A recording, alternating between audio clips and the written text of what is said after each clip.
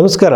ವೃಷಭ ರಾಶಿಯವರಿಗೆ 2026ನೇ ಇಸವಿಯಲ್ಲಿ ಎಂತಹ ಒಂದು ವಿಚಾರಗಳು ಕಾದಿದೆ, ಅದ್ಭುತಗಳಿದೆ ಅಂತ ನಾವು ಯೋಚನೆ ಮಾಡೋದಾದರೆ ನಾವು ಪ್ರಥಮವಾಗಿ ಗಮನಿಸಬೇಕಾಗಿರುವಂಥದ್ದು ಯುಗಾದಿಯ ನಂತರದಲ್ಲಿ ಹೊಸ ಸಂವತ್ಸರದಿಂದ ಜಾತಕದ ವಿಶ್ಲೇಷಣೆ ಮಾಡ್ಕೋಬೇಕು. ಬಟ್ ಜನಗಳಲ್ಲಿ ಏನಾಗಿರುತ್ತೆ, ಈ ಒಂದು ಕ್ಯಾಲೆಂಡರ್ ಬದಲಾವಣೆ ಆಗ್ತಿರೋದ್ರಿಂದ ಏನಾದರೂ ಒಂದು ಬದಲಾವಣೆ ಆಗುತ್ತಾ ಅಂತ ನೋಡ್ತಿದ್ದೆ. ಆದರೂ ಕೂಡ ಗ್ರಹಗಳಲ್ಲಿ ಬದಲಾವಣೆ ಆಗುತ್ತೆ ಖಂಡಿತವಾಗಲು. ಅದ್ರ ಮೂಲಕವಾಗಿ ಹೇಳೋದಾದರೆ ನಾನೇನು ಮಾಡ್ತೀನಿ ಅಂದರೆ, ಮಂತ್ರೇಶ್ವರ ರಚಿತವಾದ ಫಲದೀಪಿಕ ಗ್ರಂಥದಲ್ಲಿರುವಂತಹ ಮುಖ್ಯವಾಗಿರೋ ಅಂಶಗಳನ್ನೇ ಜಾಸ್ತಿ ನಾನು ಹೇಳ್ತೀನಿ, ಯಾಕೆಂದರೆ ಅಲ್ಲಿ ಬಹಳ ಅದ್ಭುತವಾಗಿ ವಿವರಿಸಿದ್ದಾರೆ. ಮತ್ತು ಇಲ್ಲಿ ಇನ್ನೊಂದಿದೆ, ಒಂದು ವಯಸ್ಸಿನ ಪ್ರಕಾರ ಈಗ ಹಸ್ತ ಸಾಮುದ್ರಿಕೆಯನ್ನು ಜಾತಕ ಎರಡನ್ನೂ ಕೂಡ ನಾನು ಕಂಬೈನ್ ಮಾಡ್ತೀನಿ. ಈಗ ಕೆಲವರಿಗೆ ಡೇಟ್ ಆಫ್ ಬರ್ತ್ ಇರೋದಿಲ್ಲ, ಟೈಮಿಂಗ್ಸ್ ಮಿಸ್ಟೇಕ್ ಇರುತ್ತೆ, ಡೇಟ್ ಮಿಸ್ಟೇಕ್ ಇರುತ್ತೆ. ಅವರಲ್ಲಿ ಏನು ಮಾಡ್ತೀನಿ ಅಂದರೆ, ಅವರ ಹಸ್ತದಲ್ಲಿ ವಯಸ್ಸನ್ನು ನಾವು ಲೆಕ್ಕಾಚಾರ ಮಾಡಬೇಕು. ನನಗೆ ಒಬ್ಬರು ಗುರುಗಳು ಒಂದು ಗ್ರಂಥವನ್ನು ಕೊಟ್ಟಿದ್ದರು, ಅದ್ರ ಹೆಸರು ಬಂದು ಹಸ್ತ ಸಂಜೀವಿನಿ ಅಂತ. ಈ ಹಸ್ತ ಸಂಜೀವಿನಿ ಗ್ರಂಥ ಒಂದು ಬಹಳ 2000 ವರ್ಷದ ಹಿಂದೆ ಜೈನ ಮುನಿಗಳು ಬರೆದಿರುವಂಥದ್ದು. ಅದ್ರ ಪ್ರಕಾರ ನಾನು ಅದರಲ್ಲಿ ಈ ವಯಸ್ಸನ್ನು ಇದನ್ನು ಲೆಕ್ಕಾಚಾರ ಮಾಡಿ ಈ 10 ಬೆರಳುಗಳಲ್ಲಿ ನಿಮ್ಮ ವಯಸ್ಸು ಯಾವ ಒಂದು ಪೆಲಾಂಜ್ ಅಂತಾರೆ ಇಲ್ಲಿ ಬೀಳತ್ತೆ ನೋಡಿಕೊಂಡು ಅಲ್ಲಿರುವಂಥ ಗೆರೆಗಳ ಮೇಲೆ ನಿಮ್ಮ ವಯಸ್ಸಿನ ಆಧಾರದ ಮೇಲೆ ನಿಮ್ಮ ಭವಿಷ್ಯವನ್ನು ಹೇಳುವಂಥದ್ದು ಒಂದು ನಾನು ನೋಡಿದ್ದೆ. ಸೊ ಅದನ್ನು ಯೂಶ್ವಲಿ ನಾನು ಅಪ್ಲೈ ಮಾಡ್ತೀನಿ. ಈಗ ರಾಶಿ ಮೇಲೆ ಫಲವನ್ನು ನೋಡುವಾಗ ಡೇಟ್ ಆಫ್ ಬರ್ತ್ ಕರೆಕ್ಟಾಗಿದ್ದವ್ರು ಮಾತ್ರ ನೋಡಬೇಕು, ಸುಮ್ಮನೆ ಹೆಸರು ಮೇಲೆ ನೋಡಬಾರ್ದು. ಆ ಬಗ್ಗೆ ನಾವು ವೃಷಭ ರಾಶಿಯವರಿಗೆ ನೋಡಿದ್ರೆ, ಈ ಗುರುಗ್ರಹದ ಸಂಚಾರ ಅವರಿಗೆ 3ನೇ ಮನೆ ಬರೋದ್ರಿಂದ ಶುಭ ಕಾರ್ಯಗಳಿಗೆ ಓಡಾಡುವಂಥದ್ದು, ದೇವಸ್ಥಾನಗಳಿಗೆ ಓಡಾಟ, ಒಂದು ಉತ್ತಮವಾಗಿರುವಂಥ ಕೆಲಸ ಕಾರ್ಯಗಳಿಗೆ ಓಡಾಟ ಮಾಡುವಂಥದ್ದು, ದೇವಸ್ಥಾನಗಳಿಗೆ ಓಡಾಟ ಮಾಡುವಂಥ ಸಾಧ್ಯತೆ ಇರುತ್ತೆ. ಆಮೇಲೆ 3ನೇ ಮನೆಯಲ್ಲಿರುವಂಥ ಅಣ್ಣ ತಮ್ಮದ್ರ ಮಧ್ಯೆ ಸಂಬಂಧಗಳು ಚೆನ್ನಾಗಿರುತ್ತೆ.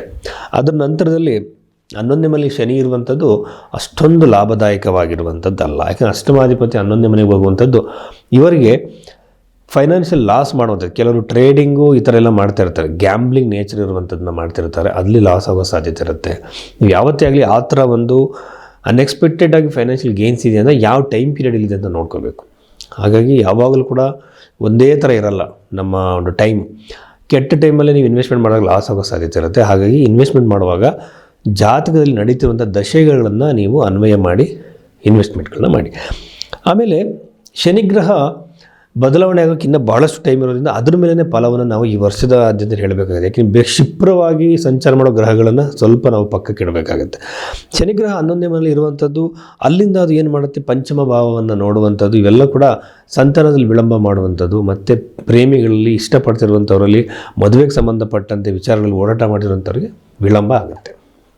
ಇದ್ರ ಜೊತೆಯಲ್ಲಿ ಶನಿಗ್ರಹ ರಾಶಿಯನ್ನೇ ವೀಕ್ಷಣೆ ಮಾಡೋದ್ರಿಂದ ಬೋನ್ಸು ಮಸಲ್ಸ್ ರಿಲೇಟೆಡ್ ಇಶ್ಯೂಸ್ಗಳು, ಒಂದೊಂದು ಸಲ ಸ್ಕಿನ್ ರಿಲೇಟೆಡ್ ಇಶ್ಯೂಸ್ಗಳನ್ನು ಕೂಡ ಈ ಒಂದು ಶನಿಗ್ರಹ ಕೊಡೋಂಥ ಸಾಧ್ಯತೆಗಳಿರುತ್ತೆ. ಇದ್ರ ಜೊತೆಯಲ್ಲಿ ಇನ್ನೊಂದು ವಿಷಯ ಏನಂತಂದರೆ, ಚತುರ್ಥ ಭಾವದಲ್ಲಿರುವಂಥ ಕೇತು ಗ್ರಹ ಅದು ಕೂಡ ವಿಳಂಬವಾಗಿ ಸಂಚಾರ ಮಾಡುವಂಥದ್ದು. ಈಗ ರಾಹು, ಕೇತು, ಶನಿ ಮತ್ತು ಗುರು ಗ್ರಹಗಳು ಬಹಳ ನಿಧಾನವಾಗಿ ಸಂಚಾರ ಮಾಡುವಂಥ ಗ್ರಹಗಳು. ಇದ್ರ ಮೇಲೆ ನಾವು ವರ್ಷ ಫಲವನ್ನು ಹೇಳಬೇಕಾಗತ್ತೆ. ಕ್ಷಿಪ್ರವಾಗಿ ಓಡಾಡುವಂತಹ ಚಂದ್ರಗ್ರಹ, ಶುಕ್ರಗ್ರಹ, ಬುಧಗ್ರಹಕ್ಕೆ ನಾವು ಜಾಸ್ತಿ ಇಂಪಾರ್ಟೆನ್ಸ್ನ ಕೊಡೋದು ಬೇಡ.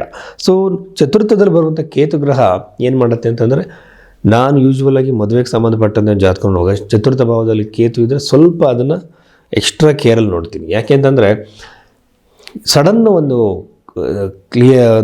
ಸಮಸ್ಯೆಗಳನ್ನು, ಟೆನ್ಷನ್ಗಳನ್ನು ಕ್ರಿಯೇಟ್ ಮಾಡುವಂಥ ಗ್ರಹ ಕೇತು ಗ್ರಹ. ಹಾಗಾಗಿ ಪ್ರಾಪರ್ಟಿನ ಕಳ್ಕೊಳ್ಳುವಂಥದ್ದು, ಲಾಸ್ ಮಾಡ್ಕೊಳ್ಳುವಂಥದ್ದು, ವೆಹಿಕಲ್ಗಳಲ್ಲಿ ತುಂಬ ಕೇರ್ಫುಲ್ ಆಗಿರಬೇಕಾಗುತ್ತೆ. ಆಮೇಲೆ ಅನವಶ್ಯಕವಾಗಿ ಟೆನ್ಷನ್ಗಳು ಕ್ರಿಯೇಟ್ ಆಗುತ್ತೆ. ಆಮೇಲೆ ನೆಮ್ಮದಿಯನ್ನು ಹಾಳಾಗುವಂಥ ಸಾಧ್ಯತೆಗಳಿರುತ್ತೆ. ಒಟ್ಟಾರೆಯಾಗಿ ಕರಿಯರಲ್ಲಿ ಬಹಳ ಉತ್ತಮವಾದಂಥ ಪ್ರಗತಿ, ಬಟ್ ಹಣಕಾಸಿಗೆ ಅಂಥ ಒಂದು ಅಭಿವೃದ್ಧಿ ಏನಿರಲ್ಲ. ಶುಭ ಕಾರ್ಯಗಳಿಗೆ ಒಳ್ಳೆಯದು, ಆಧ್ಯಾತ್ಮಿಕ ಪ್ರಗತಿ ಇರುತ್ತೆ, ಮತ್ತು ಸಾಲದಿಂದ ಹೊರಬರುವಂತಹ ಸಾಧ್ಯತೆ ಹೆಚ್ಚಾಗಿರುತ್ತೆ.